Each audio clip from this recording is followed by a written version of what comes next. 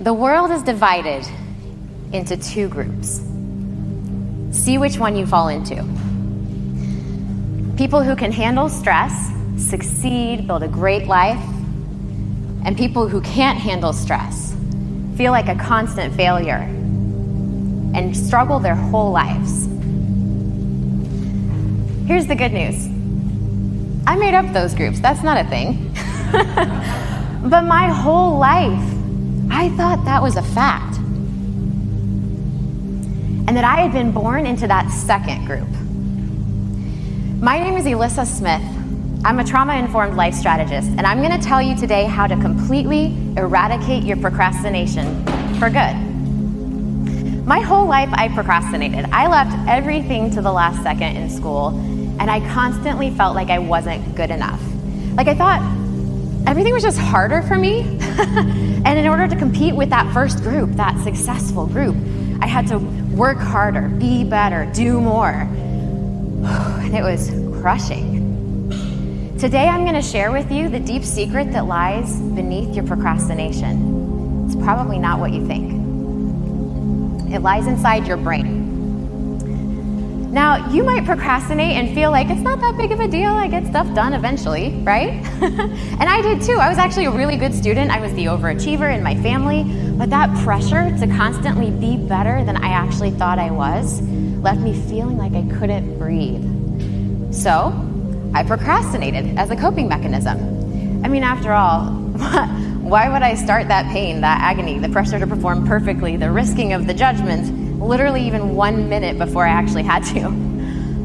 But what I didn't realize is that that seemingly innocent negative self-talk and bad habits actually hinted at something much darker. And that something was about to derail everything that I had worked so hard for.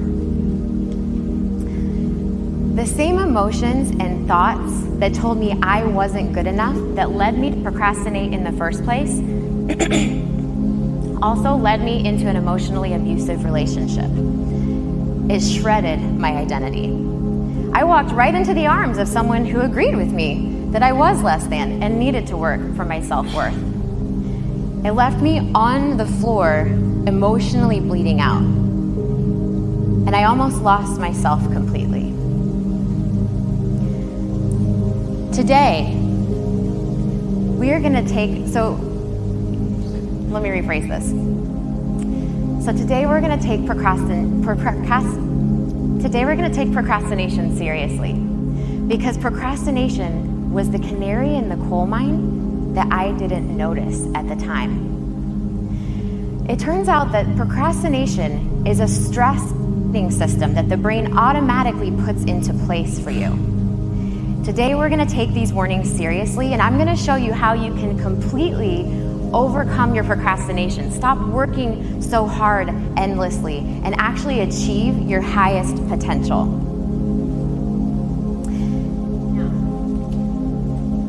We have come to know that procrastination, negative self-talk, and the inability to handle stress can be signs of past trauma. And when you think of trauma, you may just think of big things like war, natural disasters, domestic violence, or maybe that like really bad haircut you had in middle school. Was it just me? Maybe. And that is the most commonly known type of trauma. That's called big T trauma. Big bad things that should never happen to anyone. What you may not realize is that there are lesser known types of trauma. Little T trauma is one of those. Little T trauma is non-violent situations that actually still cause a lot of emotional distress. Think like bullying or losing a pet. What I've come to realize in the last 10 years of doing trauma training and helping my clients to heal is that there's another sneakier form of trauma that most people have no idea they're dealing with. I call it tiny T trauma. Tiny T trauma is little unmet needs throughout childhood that cause your brain to create negative self-beliefs. So this could be anything from only being rewarded when you performed perfectly to actually watching your caregivers work too hard without a break. And what you need to know about your brain's response to trauma, whether it's big T, little t, or tiny t, it's the same. It creates unique survival coping mechanisms. Procrastination is one of these mechanisms. Raise your hand if you've ever felt like, I actually perform better under stress. I procrastinate and I kind of need that in order to do my best, right? And I did too. I mean, after all, we have evidence that we get that ish done when there's a fire lit underneath us. And sometimes that's what it takes. But here's the thing, you were never meant to lean on the crutch of procrastination forever. The way it was meant to work is that you could use it as a last resort, this sort of emergency bundle of energy to hurry up and get stuff done. How many of you have heard of the differences between right and left brain? Yeah? So your right brain, we'll start over here with your right. The right brain is the physical brain. That is the part of your brain that is very primal, it has one focus, just don't let you die, keep you safe. The left brain is the logical, rational brain.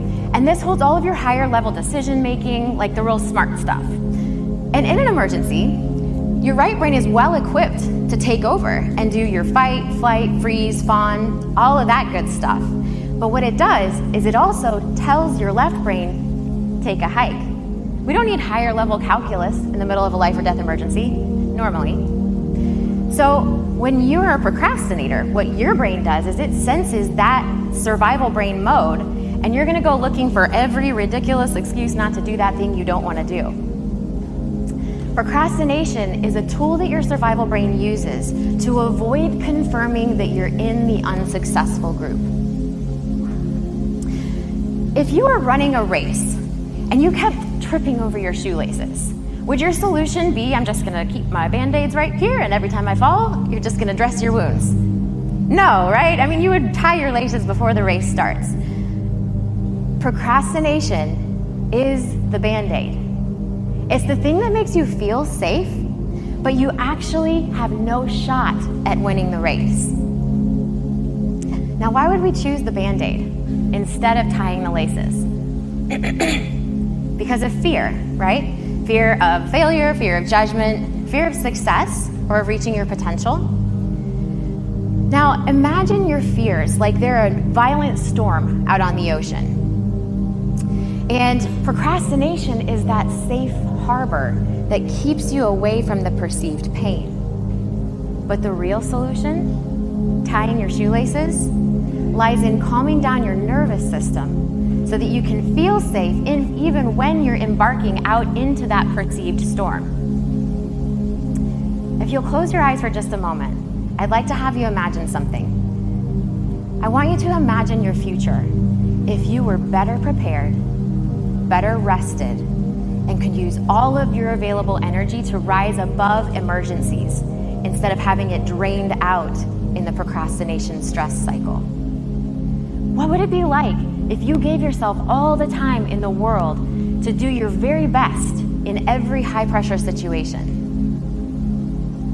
Let's see what that looks like in action. My client Francesca was killing it at work, but when she came to me, no amount of alarm clocks or lattes or self-inflicted bullying could get her out the door to work on time. She thought maybe she was just sort of lazy or something, but what we found out when we dug deeper is that she hates being told what to do. She doesn't like to be bossed around. Don't tell me what to do with my time, right?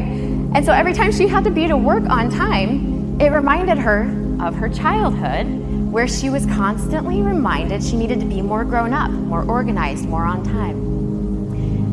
But what we discovered is she's actually a free spirit. She needs to flow. So that childhood expectation and her true identity as a free spirit, the clash was her tiny T trauma that made her procrastinate.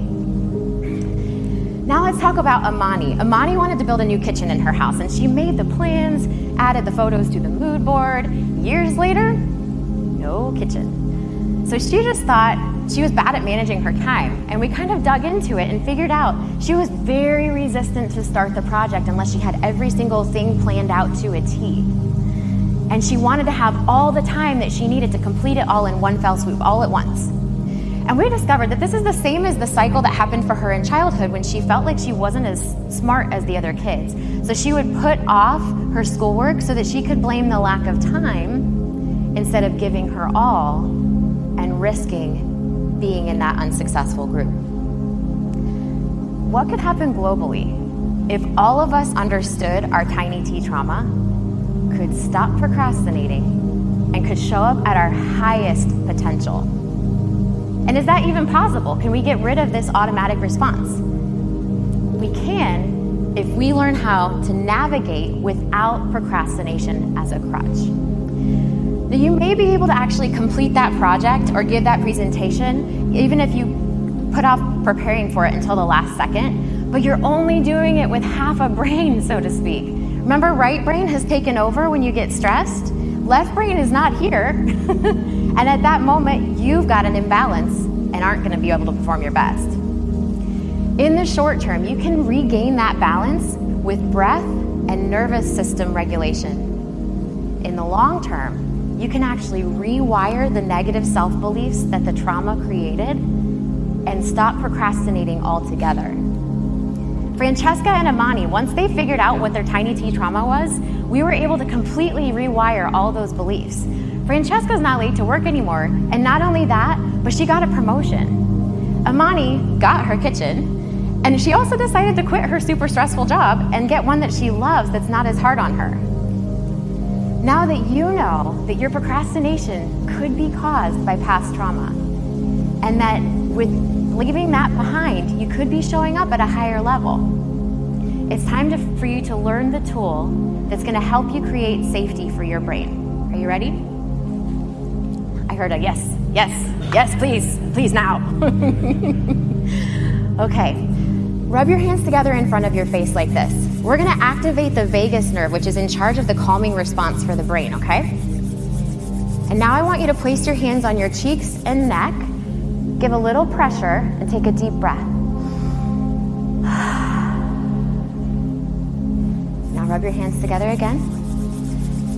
We are calming the nervous system directly and sending that safety message to the survival brain. Cross your arms, squeeze your shoulders, deep breath. One more time, rub your hands together. We're bypassing your survival coping mechanisms. It's this easy. Now cross your arms, squeeze just above your elbows, deep breath. How did that feel? Good? Do this anytime that fear, that anxiety, those doubts, do this when those come up. Work through your tiny T trauma so you can leave your procrastination behind for good. I can tell you from personal experience that on this side of that work, it is absolutely delightful to know how much amazing self-love is available to us. Life is good. Now, go on out, unleash your highest potential to the world. I'll go tell them you're coming. Thank you.